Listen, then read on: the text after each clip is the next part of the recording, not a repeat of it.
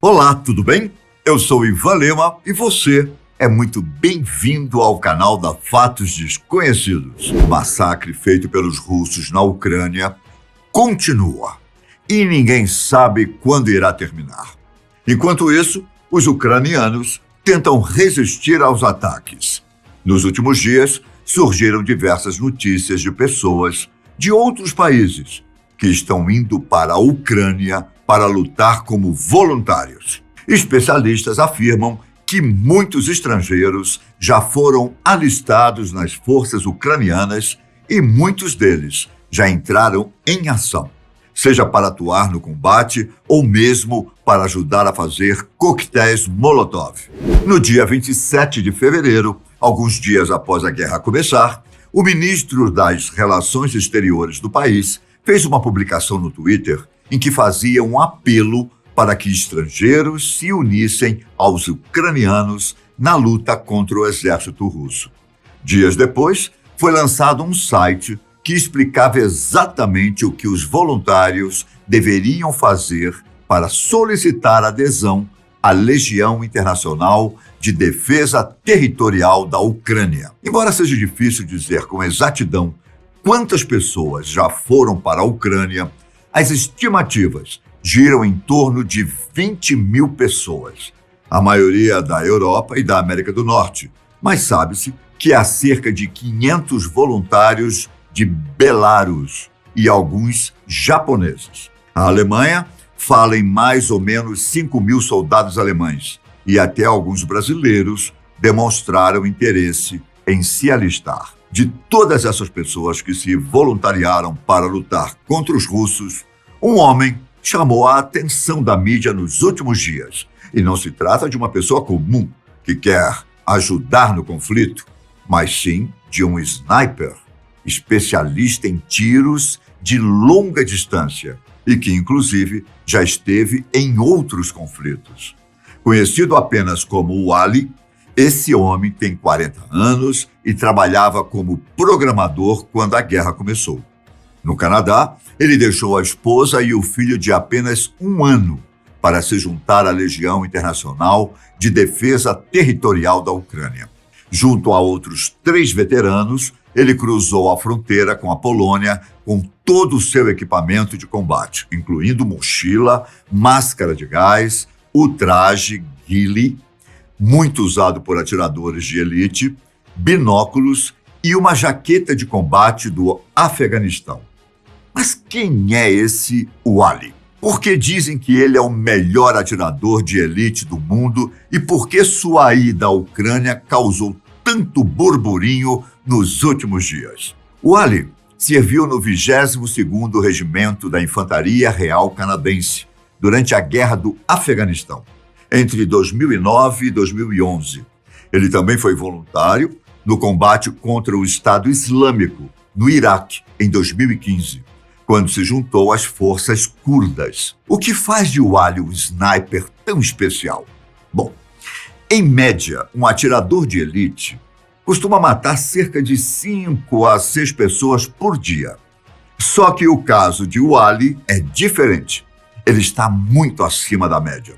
Segundo foi relatado por vários sites, a habilidade dele o permite matar cerca de 40 pessoas por dia. Em 2017, o Ali entrou para a história ao fazer o disparo mais longo do mundo militar. Tudo aconteceu em maio daquele ano, quando ele interrompeu um ataque do Estado Islâmico contra as forças de segurança iraquianas. Em vez de usar bombas que poderiam matar dezenas de civis inocentes, o tiro de Ali foi certeiro, silencioso e de forma tão precisa que os membros do Estado Islâmico não entenderam o que estava acontecendo. O disparo foi feito a uma distância de 3.450 metros e demorou pelo menos 10 segundos para atingir o alvo. Até então, os recordes passados eram do sniper Craig Harrison, da Grã-Bretanha, que executou um inimigo a uma distância de 2.475, e Rob Furlong, do Canadá, que que matou um inimigo a uma distância de 2.430 metros. Ou seja, o feito de Wally chama bastante atenção pelo fato de ter sido quase 1 quilômetro mais longe do que o antigo recorde. Quanto ao seu nome, Wally, que traduzido do árabe significa guardião, é apenas um apelido.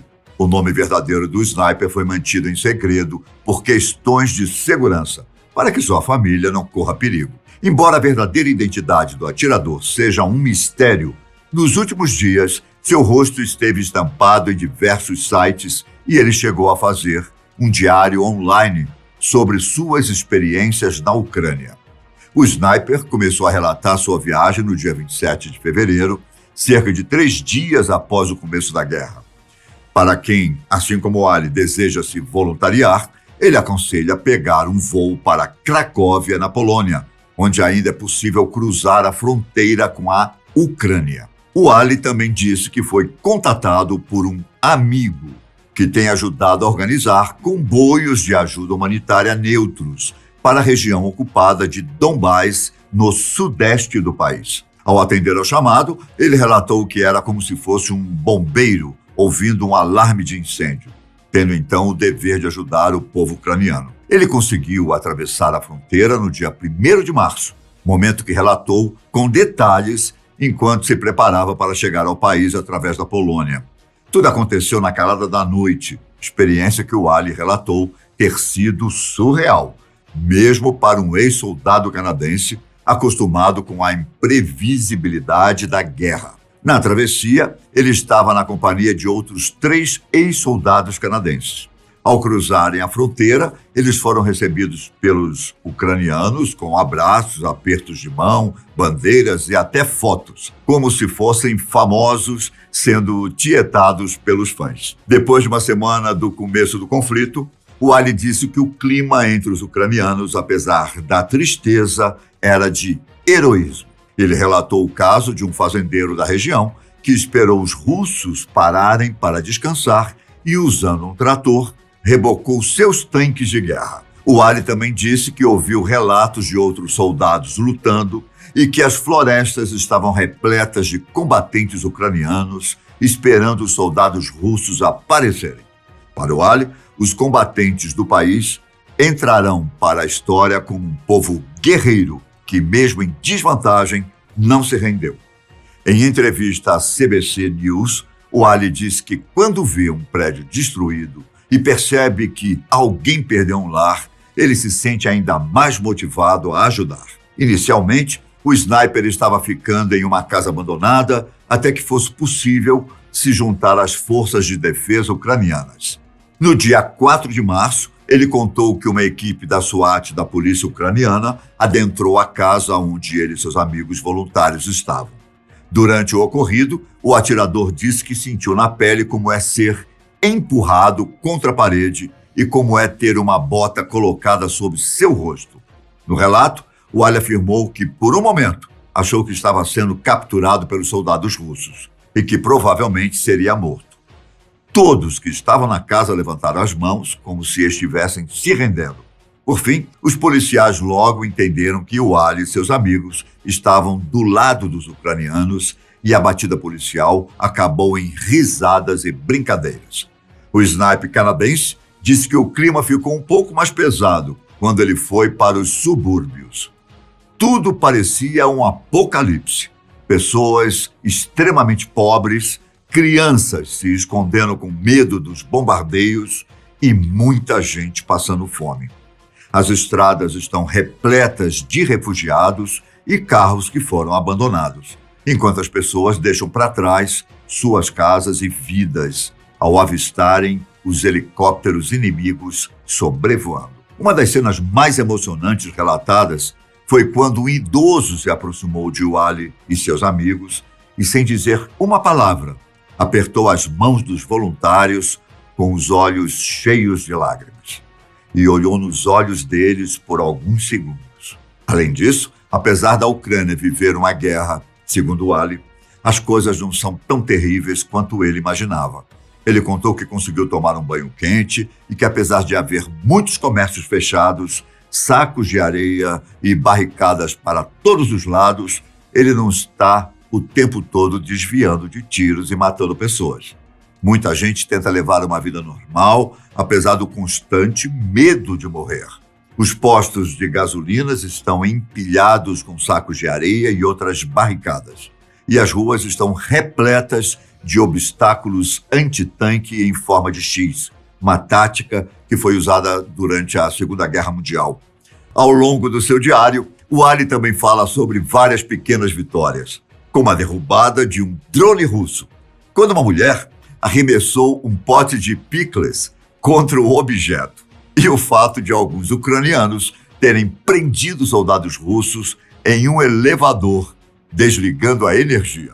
No dia 7 de março, o Ali fez um dos relatos mais sombrios enquanto viaja pela Ucrânia. Ele descreveu a cena com cadáveres de soldados russos pendurados em postes em um posto de controle ucraniano na estrada. Os ucranianos estavam tensos e todos os soldados ficaram em alerta com o dedo no gatilho para poderem agir a qualquer momento.